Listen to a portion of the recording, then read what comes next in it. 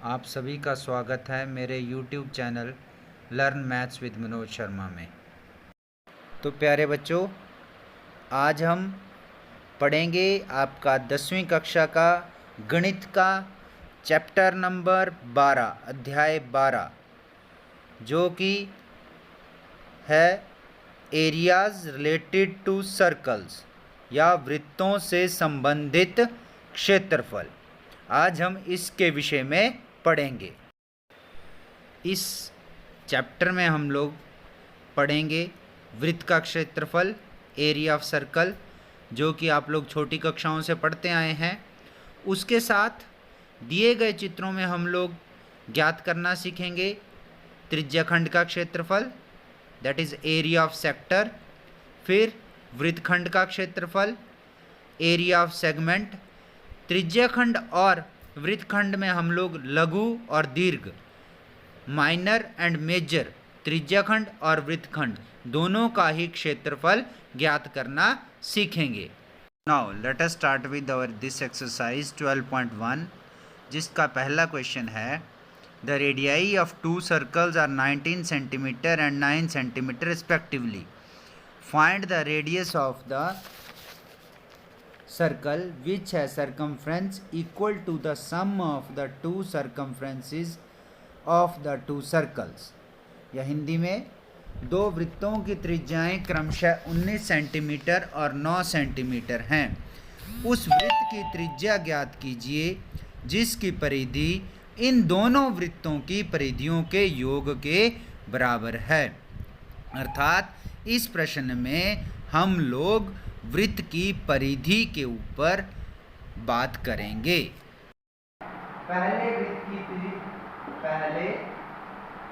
वृत्त की त्रिज्या, रेडियस ऑफ फर्स्ट सर्कल, इसको हम R1 से लिख सकते हैं, इज इक्वल टू 19 सेंटीमीटर। इसी प्रकार से दूसरे वृत्त की त्रिज्या, that is R2 is equal to 9 centimetre. Radius of second circle.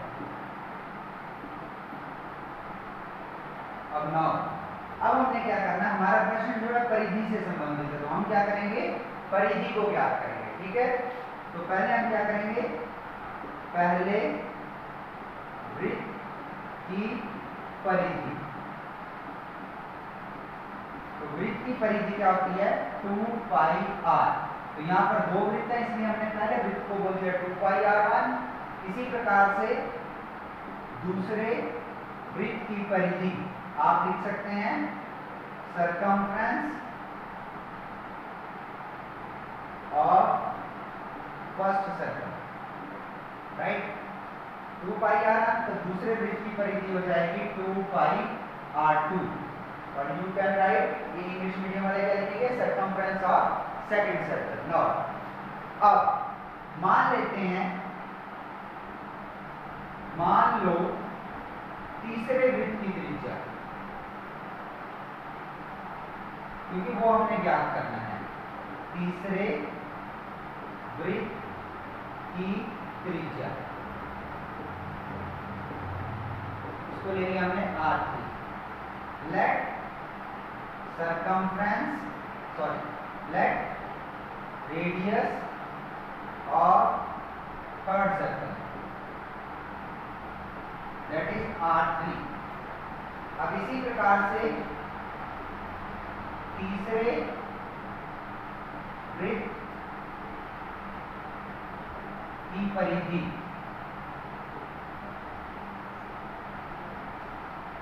That is 2 pi r3,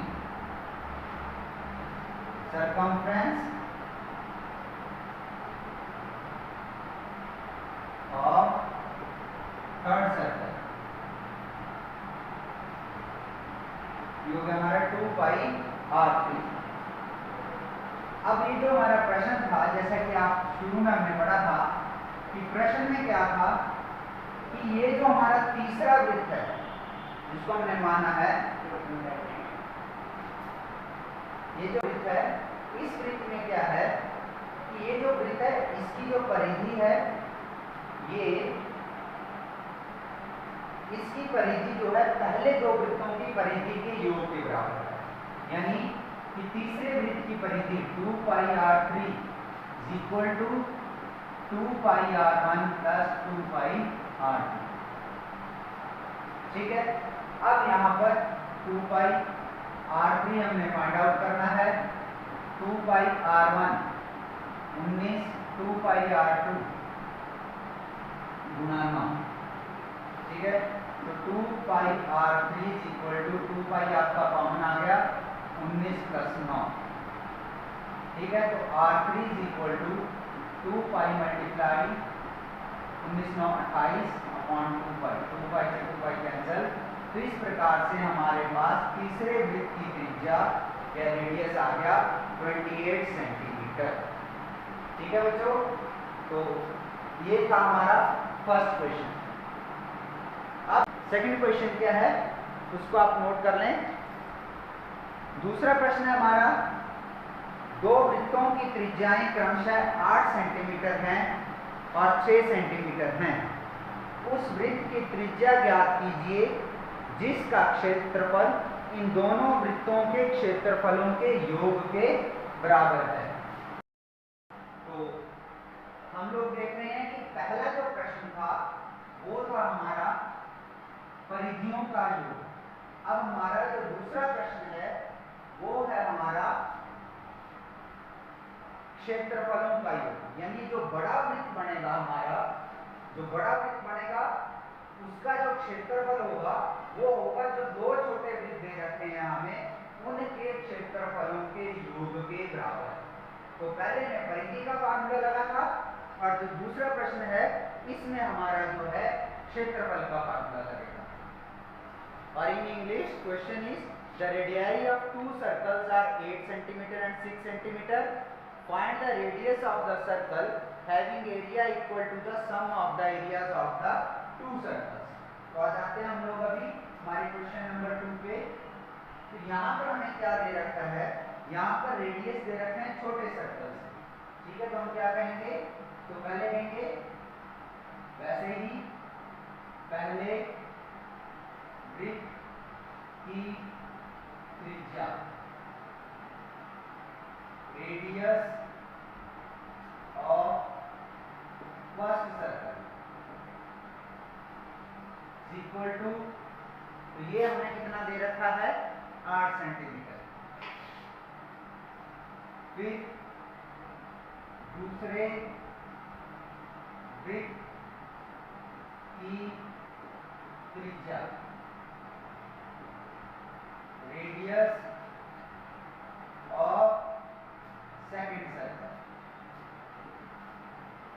equal to 6 centimetre.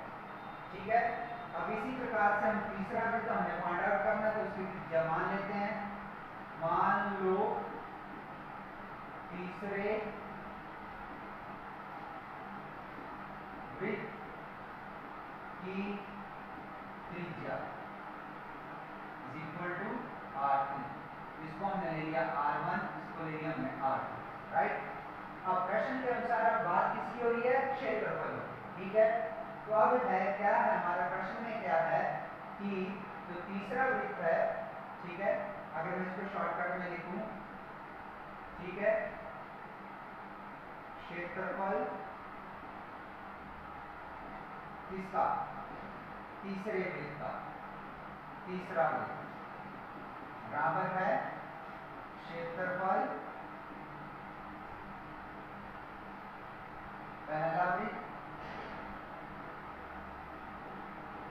Plus क्षेत्रफल दूसरा वृत्त। राइट, या इंग्लिश में क्या कहेंगे, एरिया सर्कल 3 जो हमारा तीसरा सर्कल है equal to area circle 1 plus area circle 2। ठीक है,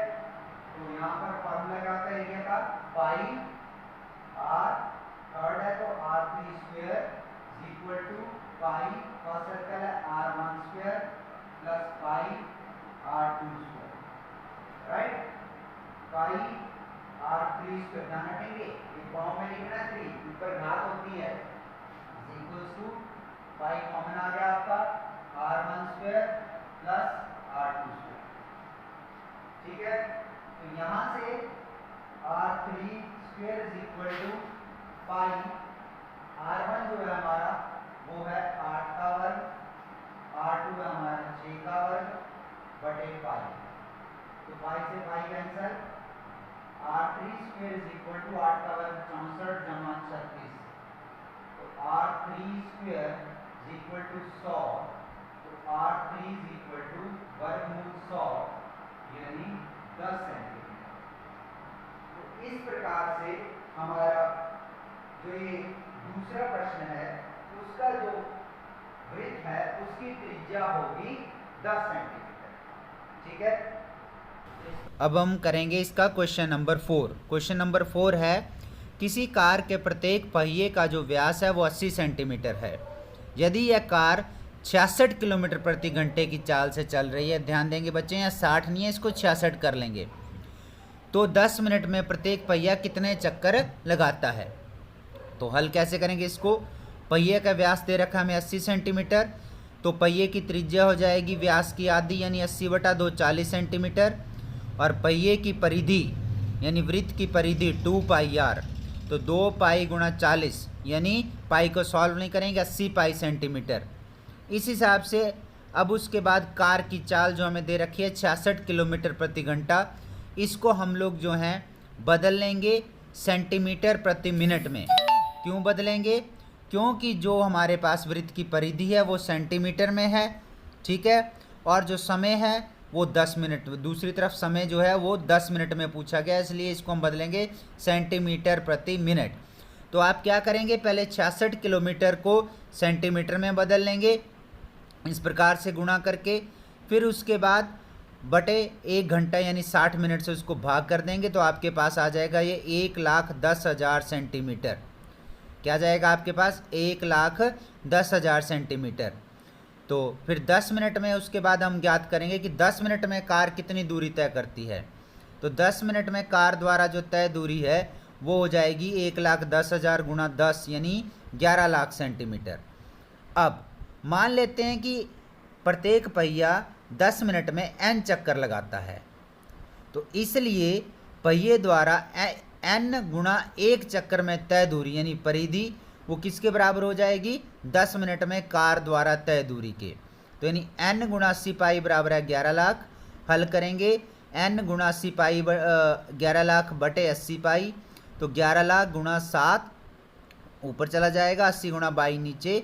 तो इस तरह से ये हल करके हमारे पास आ जाएगा 4,375। तो हम कह सकते हैं कि इसलिए 10 मिनट में प्रत्येक पहिया 4,375 चक्कर लगाता है। तो बच्चों ये था हमारा आज का टॉपिक। आप सभी ने जो है इसको सभी को समझ आ गया होगा और आपने एंजॉय किया होगा, इसलिए आप सभी जो हैं मेरे चैनल को सब्सक्राइब कीजिए ताकि आपको नए से नए टॉपिक्स मिलते रहें। धन्यवाद।